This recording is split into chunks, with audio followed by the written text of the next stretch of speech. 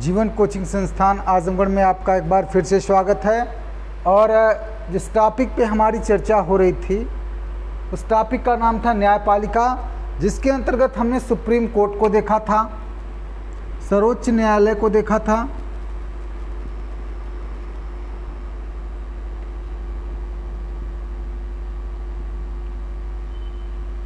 फिर हमने देखा था उच्च न्यायालय को,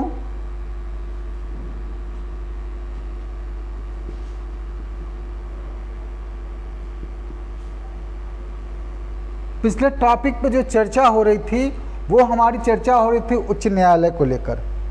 उच्च न्यायालय के बारे में हमने आपको ये बताया था कि भारतीय संविधान के भाग 6 में, भारतीय संविधान के भाग 6 में अनुच्छेद 214 से लगाकर 231 तक इसका उल्लेख किया गया है। कहाँ से कहाँ तक? तो आप कहेंगे 214 से लगा के 231 तक। अनुच्छेद 214 में क्या कहा गया है? तो कहा गया है कि प्रत्येक राज्य में एक उच्च न्यायालय होगा, प्रत्येक राज्य में एक हाई कोर्ट होगा या उच्च न्यायालय होगा। फिर उसके बाद आपको 2-3 पॉइंट नोट करके लिखवाए गए होंगे। पहला पॉइंट जो नोट करके लिखवाया गया था वो ये लिखवाया गया था कि भारत में कुल 25 उच्च न्यायालय हैं। कितने उच्च न्यायालय हैं? तो फिर आप कह देगा 25 उच्च न्यायालय हैं। फिर आपको क्या बताया गया था? अभी हाल ही में किस राज्य में उच्च न्यायालय का गठन किया गया? तो राज्य था आपका तेलंगाना। तीसरा पॉइंट आपको बताया गया था सबसे पहले उच्च न्यायालय का गठन कहाँ किया गया था, मतलब किस भारत में सबसे पहले उच्च न्यायालय का गठन कहाँ किया गया था? तो आपको इसका उत्तर बताया गया था कलकत्ता।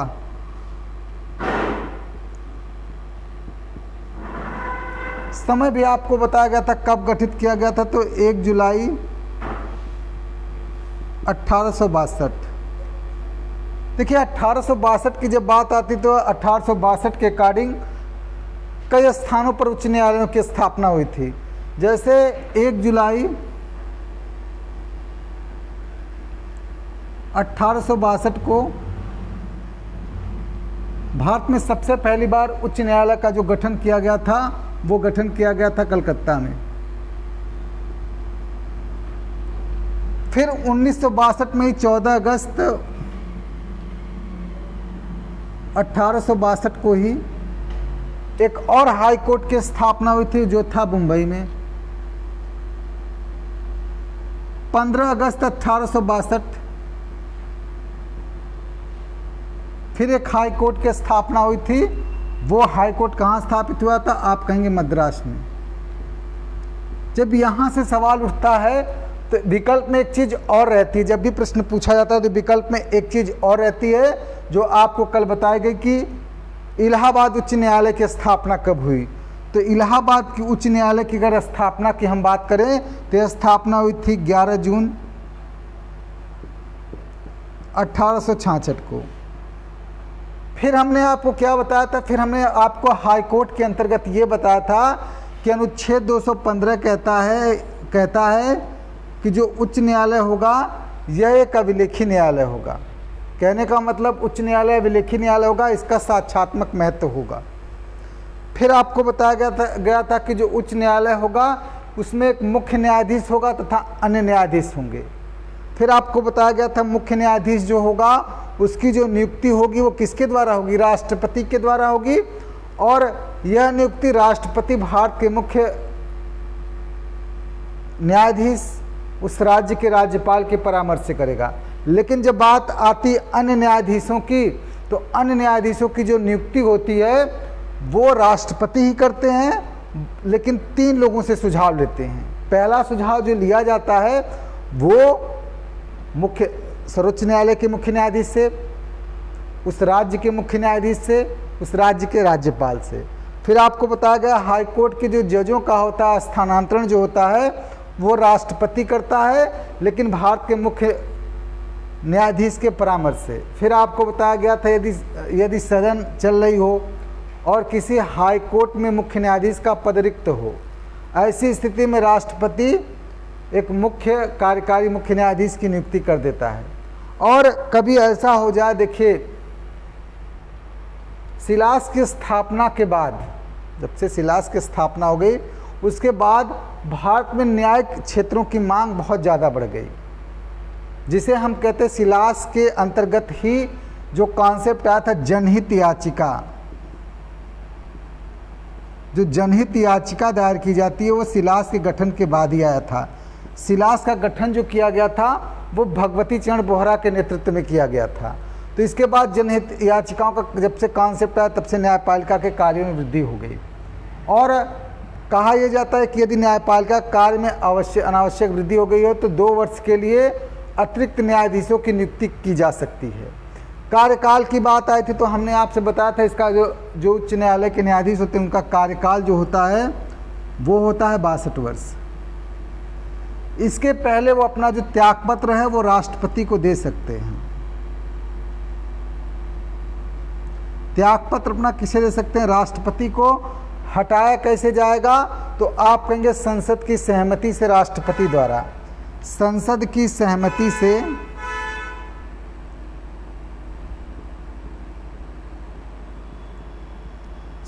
सहमति से राष्ट्रपति द्वारा।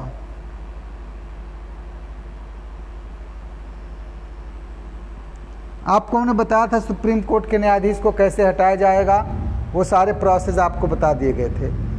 फिर 2 सवाल आपको बताए गए थे, और एक ये बताया गया था कि न्यायाधीश जो है, उच्च न्यायालय का न्यायाधीश अवकाश ग्रहण करने के बाद क्या वकालत करता है? तो आप कहेगा हाँ एकदम करता है। बस उस स्थान पे नहीं करेगा, उस उच्च न्यायालय में नहीं कर सकता जहां वो न्यायाधीश रहा हो। उसके अतिरिक्त अन्य न्यायालयों में और सुप्रीम कोर्ट में वकालत कर सकता है। क्या राजनीतिक पद ग्रहण कर सकता है? तो आप कहेंगे इसके बारे में संविधान मौन है।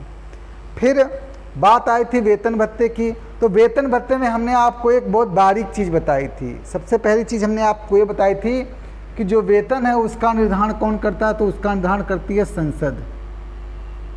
वेतन का जो निर्धारण होता है वो संसद के द्वारा होता है। किस अनुसूची में इसका उल्लेख है? तो आप कहेंगे अनुसूची 2 में इसका उल्लेख है। अब ध्यान देने वाली बात है, जो नोट वाली बात है वो अब ध्यान दे दीजिएगा। जो उच्च न्यायालय का न्यायाधीश होता है उसे वेतन और भत्ता जो होता है वो उस राज्य की संचित निधि से दिया जाता है।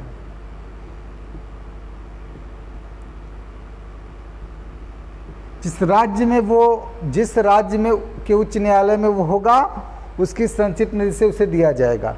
लेकिन जो पेंशन होती है वो भारत की संचित निधि से दी जाती है। जो पेंशन दी जाती है वो कहाँ से दी जाती है? भारत की संचित निधि से।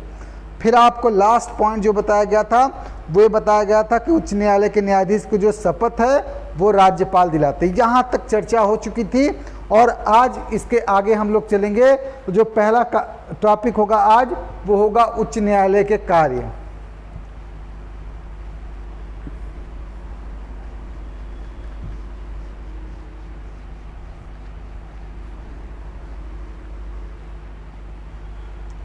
उच्च न्यायालय के कार्य पहले हम देखते हैं।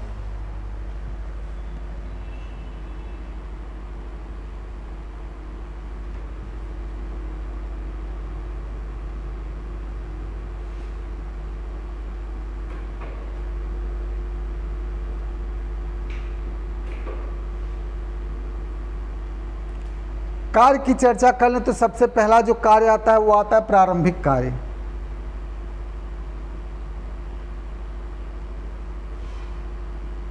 प्रारंभिक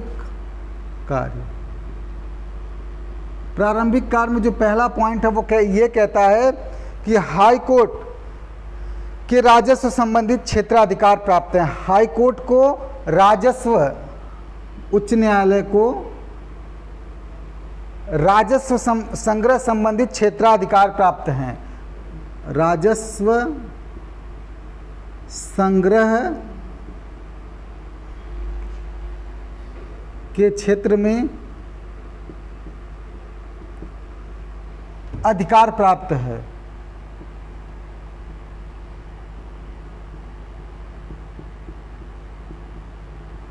ये राजस्व संग्रह, इसको अंडरलाइन करिएगा। आपसे पूछा जाएगा उच्च न्यायालय का प्रमुख कार्य क्या है, तो आप कहिएगा उच्च न्यायालय का जो प्रमुख प्रारंभिक कार्य है वो है राजस्व के क्षेत्र में संग्रह। फिर दूसरा कार्य आप देखिएगा क्या कहता है प्रारंभिक कार्यों में कि अनुच्छेद 226 के अंतर्गत उच्च न्यायालय को मौलिक अधिकार तथा अन्य अधिकारों को सुरक्षित करने का अधिकार प्राप्त है या उनकी रक्षा का अधिकार प्राप्त है। अनुच्छेद 226 क्या कहता है, तो अनुच्छेद 226 कहता है उच्च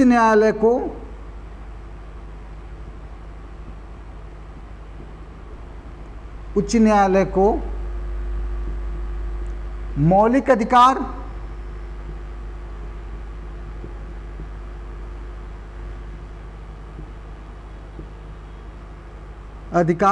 तथा अन्य अधिकार, मौलिक अधिकार तथा अन्य अधिकार की रक्षा करने का अधिकार प्राप्त है।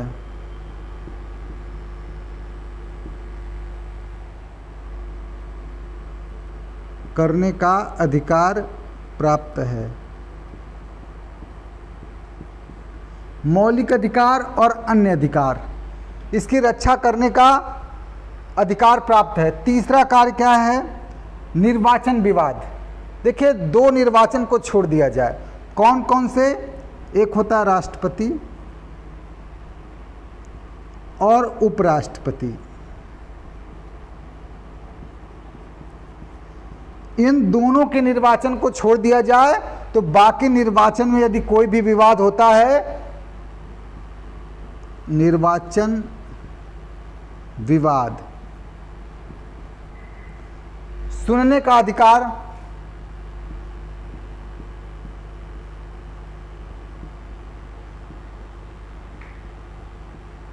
सुनने का अधिकार उच्च न्यायालय को है।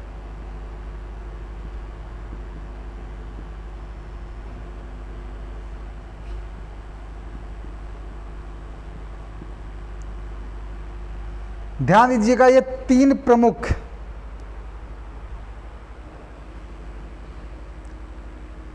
अब इसकी एक बार फिर से व्याख्या हो जाए। हम पढ़ रहे हैं उच्च न्यायालय के कार्यों के अंतर्गत जो हमने पहला पॉइंट देखा वो देखा प्रारंभिक कार्य। प्रारंभिक कार्य में क्या, उच्च न्यायालय को राजस्व के क्षेत्र में अधिकार प्राप्त है, मतलब राजस्व संग्रह के क्षेत्र में विशेष अधिकार प्राप्त है। दूसरी बात क्या कहता है अनुच्छेद 226, ये कहता है कि उच्च न्यायालय को मौलिक अधिकारों के साथ साथ अन्य अधिकारों की रक्षा करने का अधिकार प्राप्त है। मौलिक अधिकारों की तो रक्षा करेगा ही करेगा, अन्य जो अधिकार जैसे विवाह, तलाक, वसीयत, ये सब विवाद होते हैं ना, इनकी भी रक्षा करने का अधिकार उच्च न्यायालय को है। फिर तीसरा पॉइंट क्या कहता है, निर्वाचन संबंधित विवाद। यदि निर्वाचन संबंधित कोई विवाद होता है, सिर्फ दो लोगों को छोड़ दिया जाए, राष्ट्रपति के निर्वाचन और उपराष्ट्रपति के निर्वाचन। मैंने आपको बताया था कि भारतीय संविधान का अनुच्छेद 71, अनुच्छेद 71 कहता है कि राष्ट्रपति और उपराष्ट्रपति के निर्वाचन में यदि विवाद होता है, क्या कहता है, राष्ट्रपति और उपराष्ट्रपति के निर्वाचन में यदि विवाद होता है तो उसे सुनने का अधिकार सिर्फ और सिर्फ किसे है, तो सुनने का अधिकार सिर्फ सुप्रीम कोर्ट को है। ये क्या कहता है, हाई कोर्ट के बारे में क्या कह रहा है, ये कह रहा है कि राष्ट्रपति और उपराष्ट्रपति के निर्वाचन के अतिरिक्त किसी भी निर्वाचन में कोई विवाद होता है तो उसे सुनने का अधिकार जो है वो किसी है, तो आप कहेंगे उसे सुनने का अधिकार उच्च न्यायालय को। तो ये आरंभिक कार्य हो गए। अब दूसरा कार्य है अपीली कार्य। दूसरे को हम देखते हैं, दूसरा कार्य है अपीली कार्य।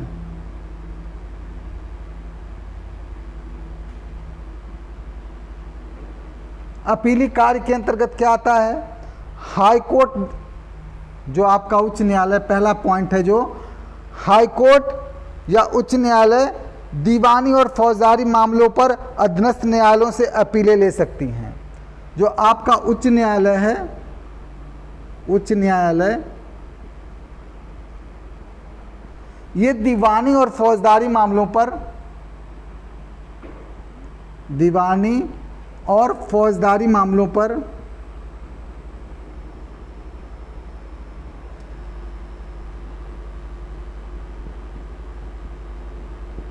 मामलों पर अधीनस्थ न्यायालय से अपील ले सकती हैं। अधीनस्थ न्यायालय से अपील ले सकती हैं।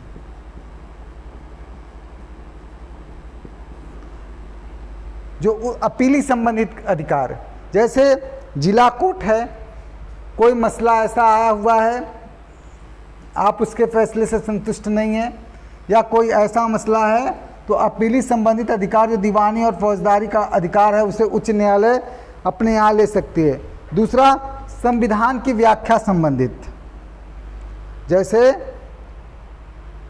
हाईकोर्ट केंद्र और राज्य के मध्य यदि संविधान की व्याख्या करने संबंधित कोई मसला आ गया, आपका उच्च न्यायालय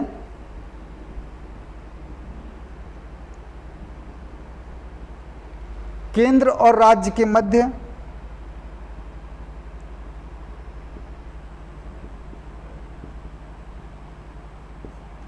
संवैधानिक विवाद आता है तो संवैधानिक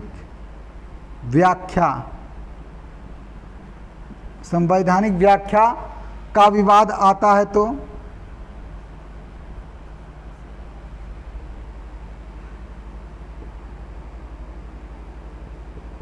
उसे सुनकर अवैध घोषित कर सकती है। उसे सुनकर अवैध घोषित कर सकती है।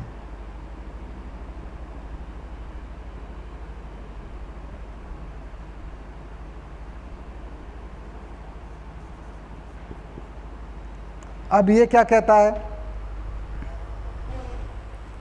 जैसे केंद्र और राज्य के मध्य कोई विवाद हो, संविधान की व्याख्या की बात की जाए।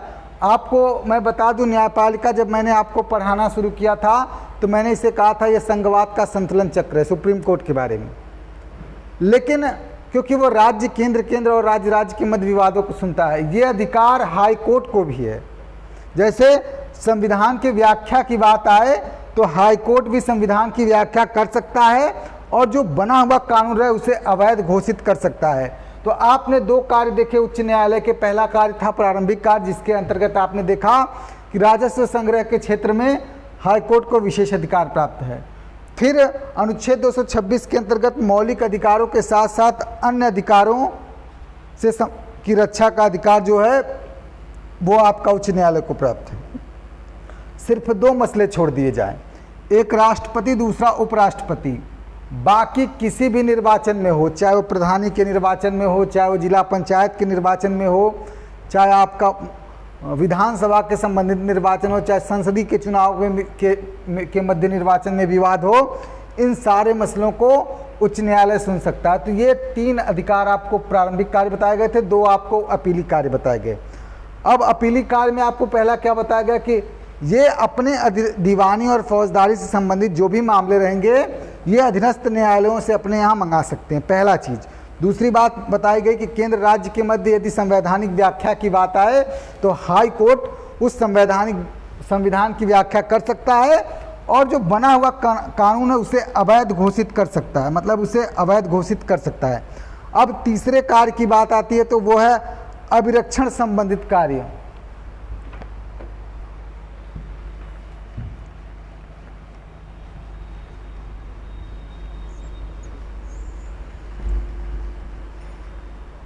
तीसरा कार्य कौन सा है तो आप कहेंगे अभिरक्षण संबंधित अधिकार या कार्य।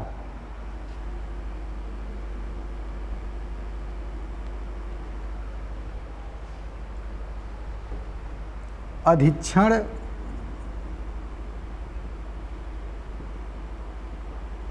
संबंधित अधिकार।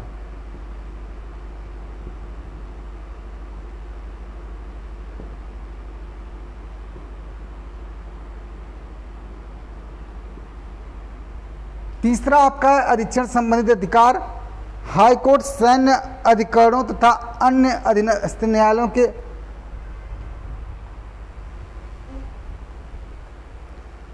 अधीक्षण संबंधित अधिकार है। देखिए, सेना के अपने न्यायालय होते हैं, तो क्या रहा है, पहला पॉइंट कह रहा है कि सैन्य न्यायालयों को छोड़कर, पहला पॉइंट है सैन्य न्यायालयों को छोड़कर जो उच्च न्यायालय है वो अन्य न्यायालयों का अधिरक्षण कर सकता है।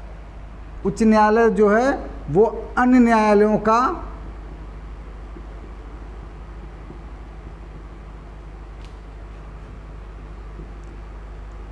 अधिरक्षण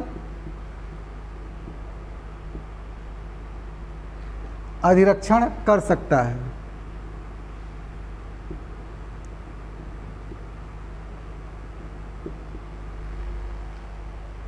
पहला पॉइंट क्या कहता है, अधीक्षण संबंधित अधिकार में क्या कहता है, कहता है कि सैन्य न्यायालयों को छोड़कर अन्य उच्च न्यायालय जो अन्य न्यायालयों के अधीक्षण का अधिकार रखता है।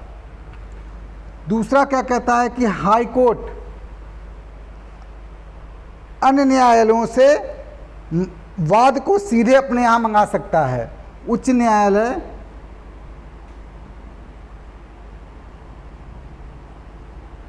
किसी वाद को या किसी मुकदमे को, किसी वाद या मुकदमे को अधीनस्थ न्यायालय से सीधे मंगा सकता है। अधीनस्थ न्यायालय से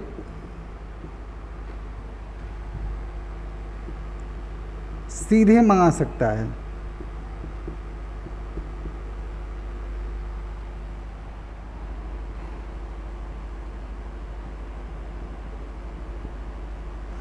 पहला पॉइंट आपको बताया गया, सैन्य न्यायालयों को छोड़कर उच्च न्यायालय जो होता है वो सभी अन्य न्यायालयों के अधीक्षण का अधिकार रखता है। फिर क्या कहता है, उच्च न्यायालय किसी वाद या मुकदमे को अधीनस्थ न्यायालय से सीधे मंगा सकता है।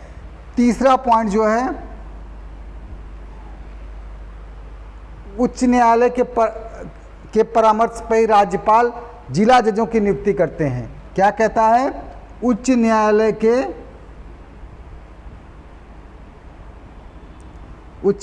के परामर्श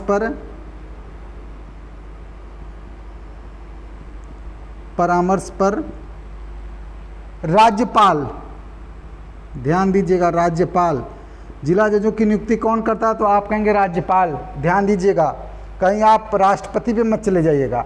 हाई कोर्ट और सुप्रीम कोर्ट के जजों की जो नियुक्ति होती है वो राष्ट्रपति के द्वारा होती है, लेकिन जो डिस्ट्रिक्ट कोर्ट होते हैं उनकी नियुक्ति राज्यपाल द्वारा होती है। उच्च न्यायालय के परामर्श पर राज्यपाल जिला जजों की नियुक्ति करते हैं, जिला जजों की नियुक्ति करते हैं।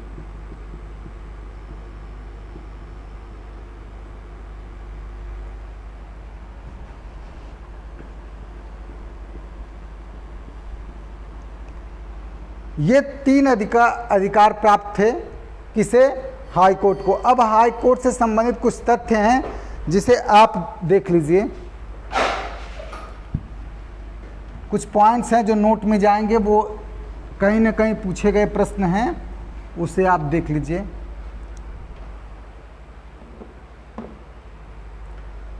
पहला, नोट का पहला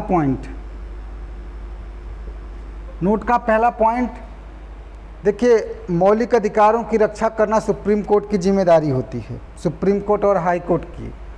और एक मामला आया था चंद्र कुमार। पहला पॉइंट जो नोट का है वो ये है कि चंद्र कुमार मामले में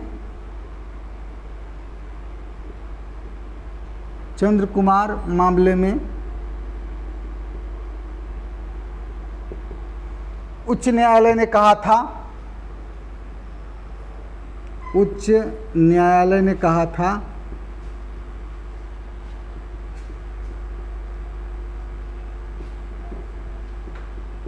कहा था अनुच्छेद 32 संवैधानिक उपचारों का अधिकार, अनुच्छेद 226 और अनुच्छेद 227 संविधान का मूल ढांचा है। संविधान का मूल ढांचा है।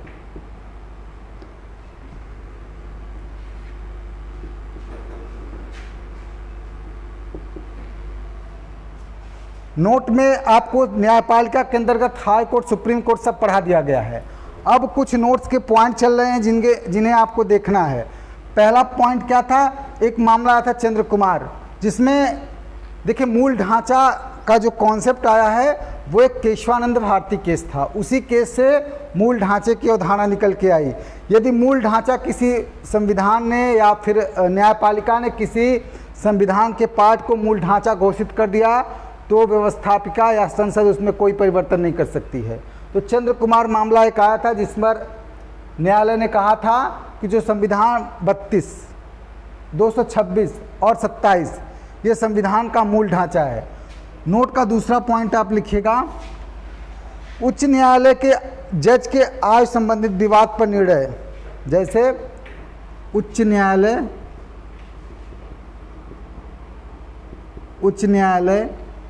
के जज या न्यायाधीश ये मसला 2016-17 में 12 से स्टार्ट हुआ था, काफ़ी हाईलाइटेड था। उच्च न्यायालय के न्यायाधीश के उम्र विवाद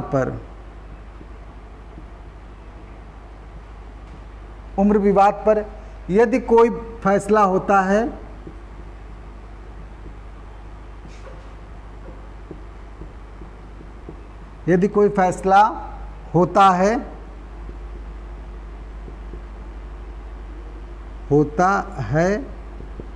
तो उसे राष्ट्रपति लेगा।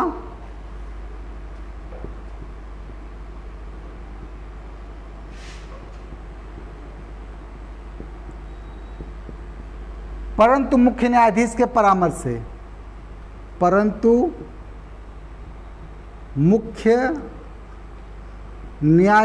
परामर्श से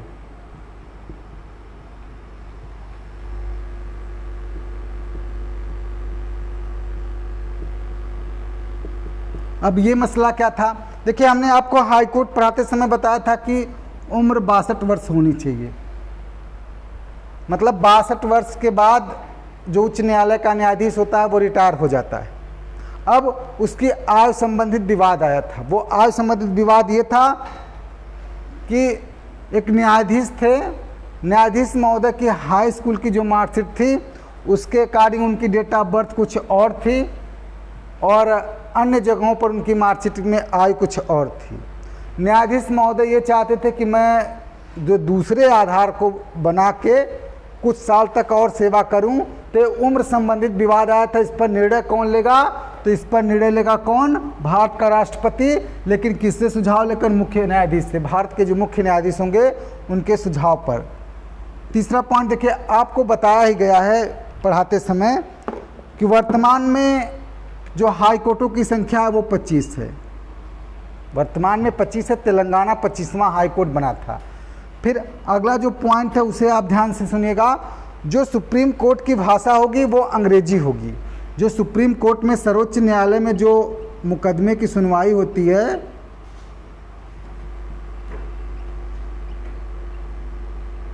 सर्वोच्च न्यायालय में जो भाषा होगी वो अंग्रेजी होगी। फिर नोट का अगला पॉइंट आप लिखिएगा, अनुच्छेद 130 नोट में इसको कर दीजिएगा। हालांकि सारी चीज़ें नोट में, लेकिन इसको नोट में आप कर दीजिएगा। अनुच्छेद 130 और प्रश्न बार बार पूछा गया है कि सुप्रीम कोर्ट कहाँ स्थित है। सुप्रीम कोर्ट कहाँ स्थित है और विकल्प मैं आपके सामने रख रहा हूँ चारों के चारों। पूछा था सुप्रीम कोर्ट कहाँ स्थित है।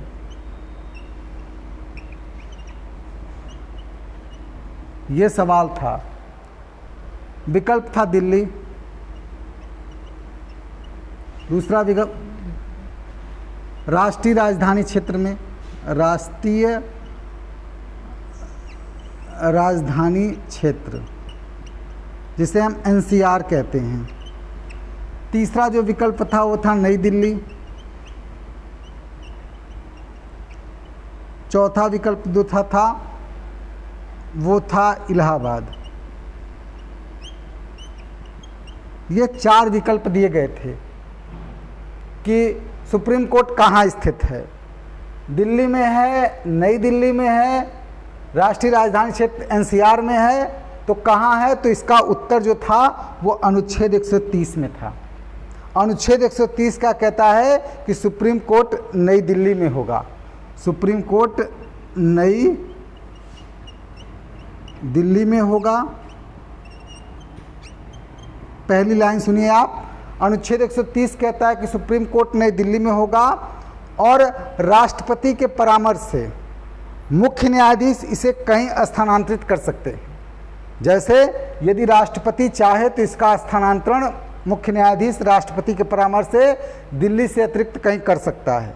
तो प्रश्न दूसरा यदि पूछेगा तो आपसे ये पूछ सकता है, क्या सुप्रीम कोर्ट का स्थानांतरण कहीं और किया जा सकता है? तो आप कहेंगे हाँ किया जा सकता है। इसका जो सही उत्तर था वो था नई दिल्ली।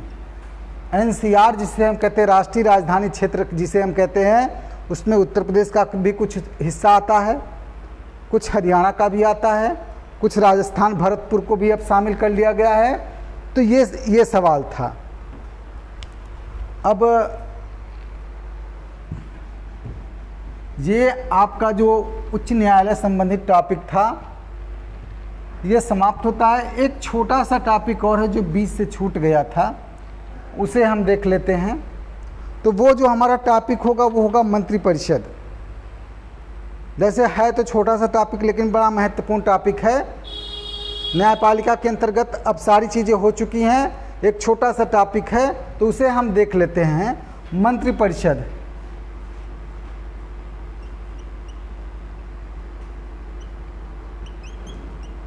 क्योंकि यहाँ से एक आध दो प्रश्न आ जाते हैं। मंत्रिपरिषद देखिए, भारत में संसदीय शासन प्रणाली अपनाई गई है।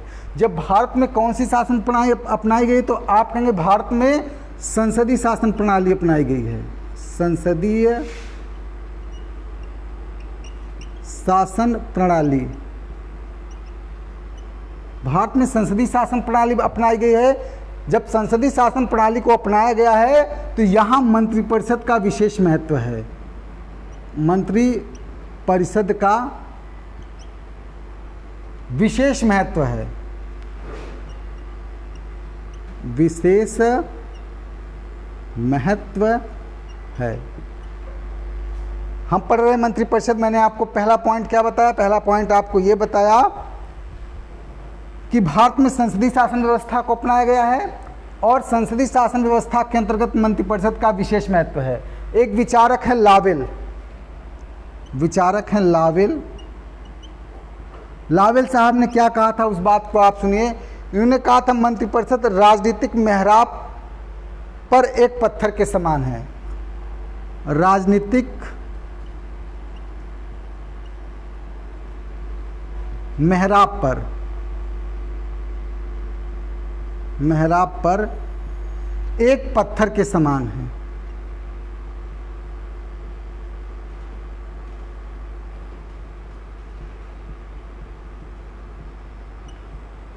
लावेल साहब ने क्या कहा कि मंत्रिपरिषद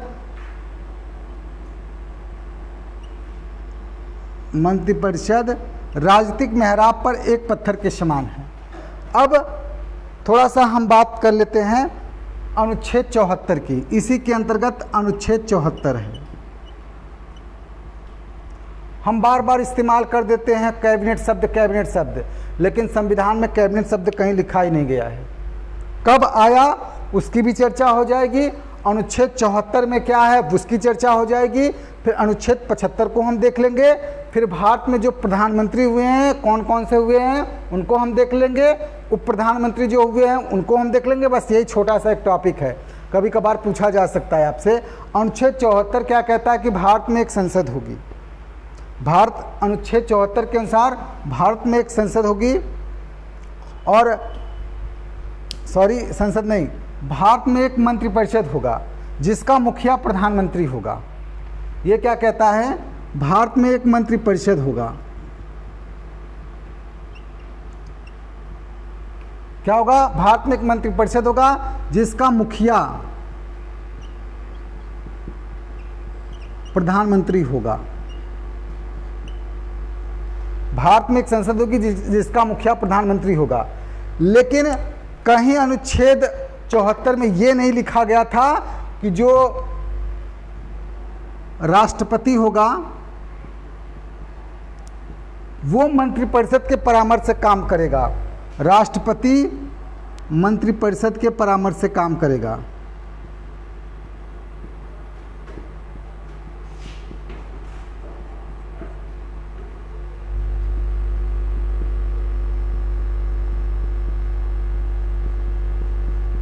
पूरा एक बार फिर से आप देखिए, अनुच्छेद 74 कहता है कि एक मंत्रिपरिषद होगा जिसका मुखिया प्रधानमंत्री होगा। फिर इसी अनुच्छेद 74 में कहा, कहीं नहीं लिखा गया था मूल संविधान में कि राष्ट्रपति होगा वो मंत्रिपरिषद के परामर्श से कार्य करेगा या उसके कार्यों को मानने के लिए बाध्य होगा। एक संविधान संशोधन किया गया, 42वां संविधान संशोधन 1976।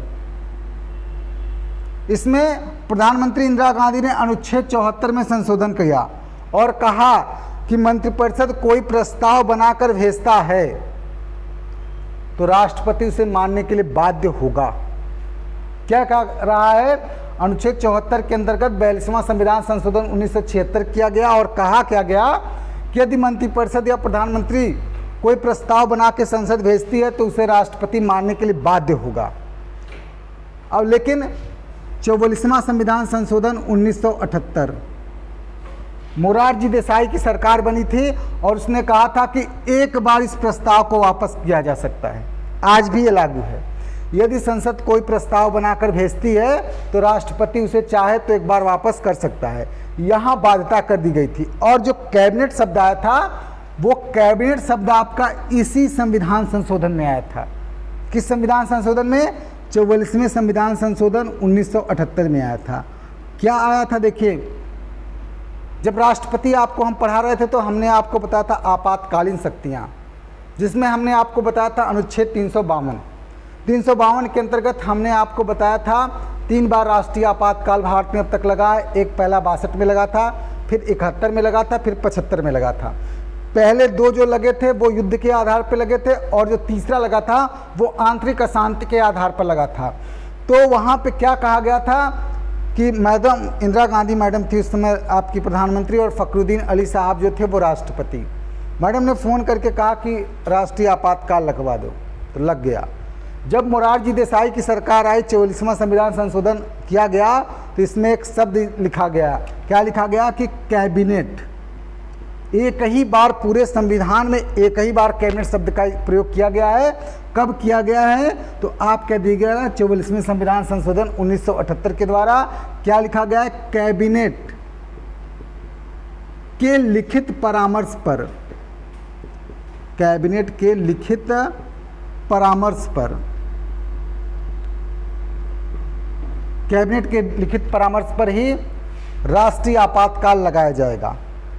अब एक बार बस कैबिनेट शब्द का इस्तेमाल हुआ है। कब हुआ है? तो आप कह देगा 1978 में। किस संविधान संशोधन द्वारा? तो आप कह देगा 44वें संविधान संशोधन द्वारा। क्या उसमें कहा क्या गया था? कहा गया था कि कैबिनेट के लिखित परामर्श पर ही, बाकी हर स्थानों पर मंत्रिपरिषद शब्द का इस्तेमाल किया गया है। कैबिनेट हम बोलने के लिए बोल देते, लेकिन संविधान में बस एक ही बार इस्तेमाल किया गया है। अब आते हैं हम मंत्रिपरिषद के गठन का प्रावधान कहाँ है, तो उस पर थोड़ी सी चर्चा हो जाए।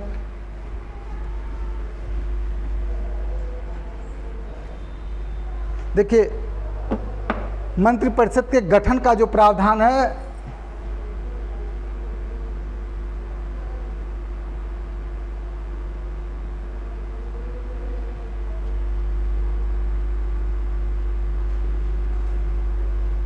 जो मंत्रिपरिषद के गठन का प्रावधान है वो आपका अनुच्छेद 75 में है। और अनुच्छेद 75 में 4-5 क्लॉज हैं। जैसे अनुच्छेद 75(1) ये क्या कहता है? अनुच्छेद 75(1) कहता है कि प्रधानमंत्री की नियुक्ति राष्ट्रपति करेंगे। पीएम की नियुक्ति कौन करेगा? राष्ट्रपति। प्रधानमंत्री की नियुक्ति राष्ट्रपति करेंगे। तथा प्रधानमंत्री की सलाह पर अन्य मंत्रियों की नियुक्ति होगी। तथा पीएम की सलाह पर अन्य मंत्रियों की नियुक्ति होगी।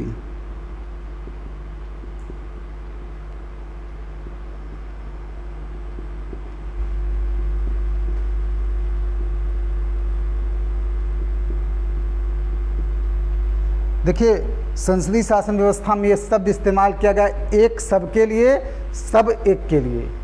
क्या कहा गया? एक सबके लिए सब एक के लिए। प्रधानमंत्री की नियुक्ति राष्ट्रपति तथा प्रधानमंत्री की सलाह पर अन्य मंत्रियों की नियुक्ति राष्ट्रपति करेगा। अब शब्द क्या कह रहा है कि एक सबके लिए सब एक के लिए। यदि पूरी सरकार जा रही है नाव पे बैठ के और सारे लोग डूब गए, बस प्रधानमंत्री बच गया, तो माना जाएगा कि बचा है। कैबिनेट अभी पूरा मंत्रिपरिषद बचा हुआ है, लेकिन प्रधानमंत्री ही चला गया, बाकी सब लोग बच गए, माना जाएगा कैबिनेट नहीं है। तो फिर दूसरा बात क्या कहता है अनुच्छेद 75(2), ये कहता है कि जो मंत्री होते हैं वो राष्ट्रपति के प्रसाद पर्यंत होते हैं। जो मंत्री होते हैं वो राष्ट्रपति के प्रसाद पर्यंत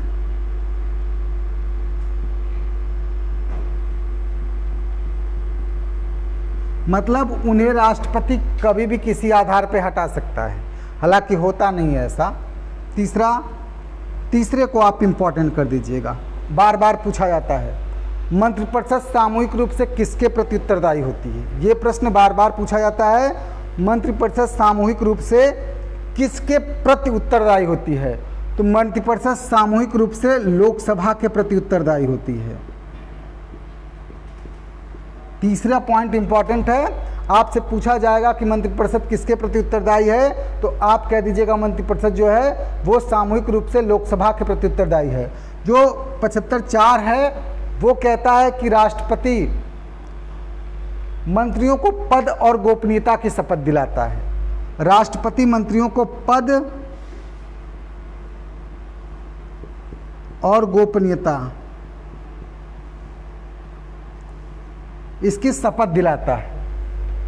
प्रधानमंत्री की नियुक्ति राष्ट्रपति के द्वारा और अन्य मंत्रियों की नियुक्ति प्रधानमंत्री की सलाह पर राष्ट्रपति के द्वारा। मंत्रिपरिषद जो होता है या मंत्री होते हैं वो राष्ट्रपति के प्रसाद पर्यंत रहते हैं। मंत्रिपरिषद जो होता है वो सामूहिक रूप से लोकसभा के प्रति उत्तरदायी होता है।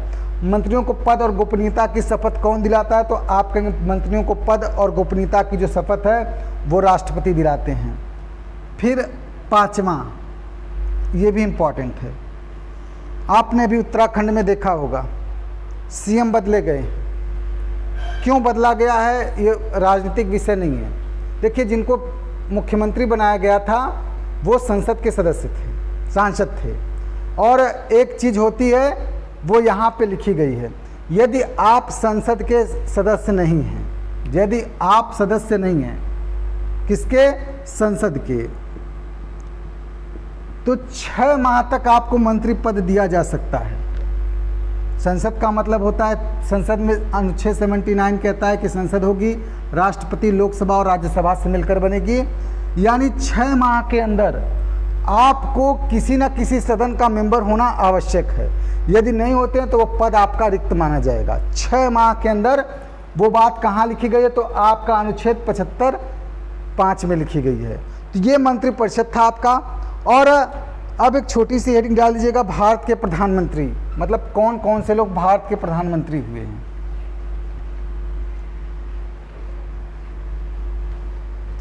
तो जो पहला नाम आता है भारत के प्रधानमंत्रियों में आता है पंडित जवाहरलाल नेहरू।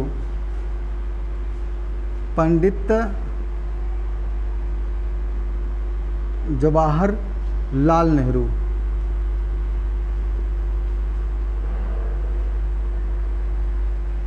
दूसरे आते हैं गुलजारी लाल नंदा।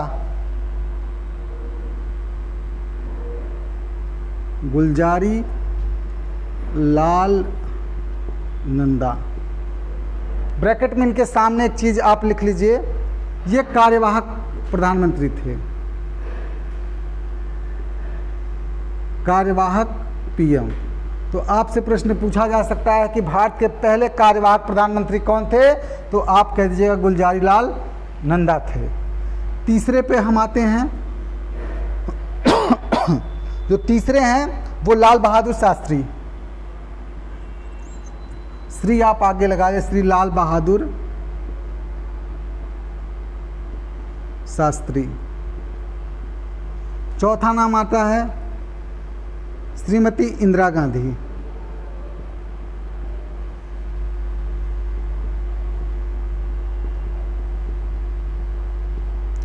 जो पांचवा नाम आता है वो आता है मोरारजी देसाई।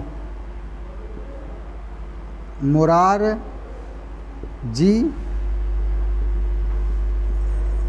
देसाई। इनके आगे एक इम्पॉर्टेंट पॉइंट लिख लीजिएगा, भारत के पहले गैर कांग्रेसी प्रधानमंत्री। भारत के पहले गैर कांग्रेसी प्रधानमंत्री, गैर कांग्रेसी प्रधानमंत्री। इनकी जो पार्टी थी वो थी जनता पार्टी। किस पार्टी की सरकार बनी थी, तो आप कहिएगा जनता पार्टी की सरकार। मोरारजी देसाई के बाद आते हैं आपके चौधरी चरण सिंह। चरण सिंह। फिर नाम है अगला राजीव गांधी।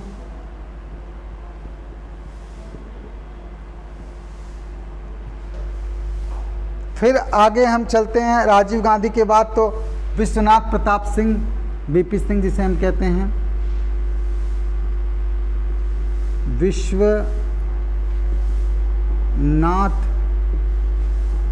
प्रताप सिंह, वीपी सिंह कहते हैं।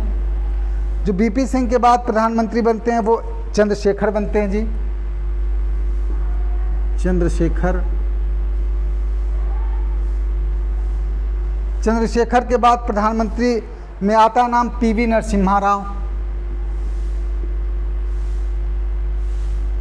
पीवी नरसिम्हा राव।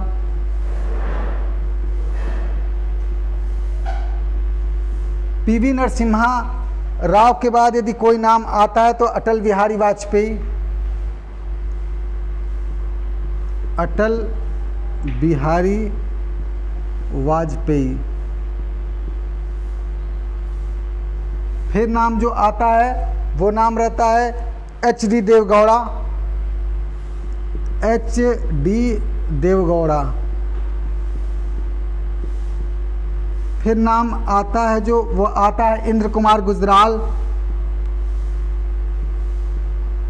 इंद्र कुमार गुजराल। फिर आता है डॉक्टर मनमोहन सिंह।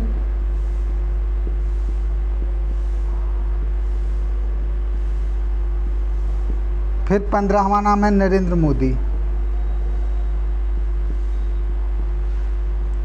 ये भारत के प्रधानमंत्री अब तक हुए हैं।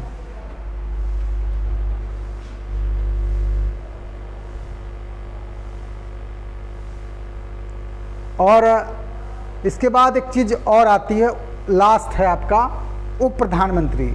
हालांकि ये पद जो है गैर संवैधानिक है, लेकिन कुछ लोगों को दिया गया है ये पद और कुछ कार्यकाल में दिया गया है। तो कौन कौन से भारत के उप प्रधानमंत्री बने उनका नाम आप लिख लीजिए, और किसके समय में बने हैं, मतलब कौन प्रधानमंत्री था जिनके समय में ये बने हैं। पहली चीज आप जान लीजिए कि भारतीय संविधान में उप प्रधानमंत्री जैसा कोई पद नहीं है। इसका अलंकारिक महत्व है, लेकिन कुछ लोगों को बनाया गया था। तो पहला जो उप प्रधानमंत्री बने थे वो बने थे सरदार वल्लभ भाई पटेल। सरदार वल्लभ भाई पटेल।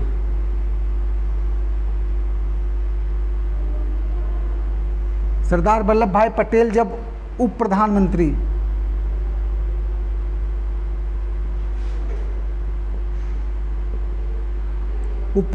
बने थे तो उस समय प्रधानमंत्री थे जवाहरलाल नेहरू।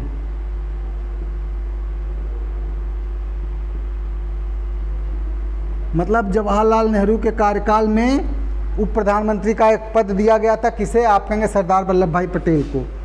फिर जो दूसरा नाम आता है वो मोरारजी देसाई, मोरारजी देसाई।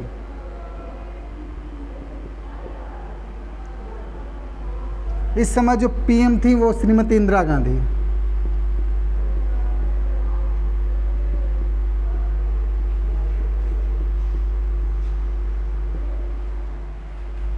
तीसरी बात हम करें, जो तीसरी बार ये पद दिया गया था ये चौधरी चरण सिंह को।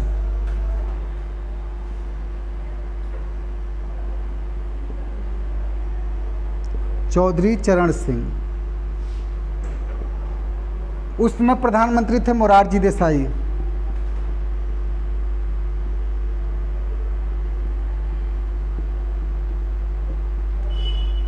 फिर चौथी बार जो ये पद दिया गया था वो दिया गया था जगजीवन राम को।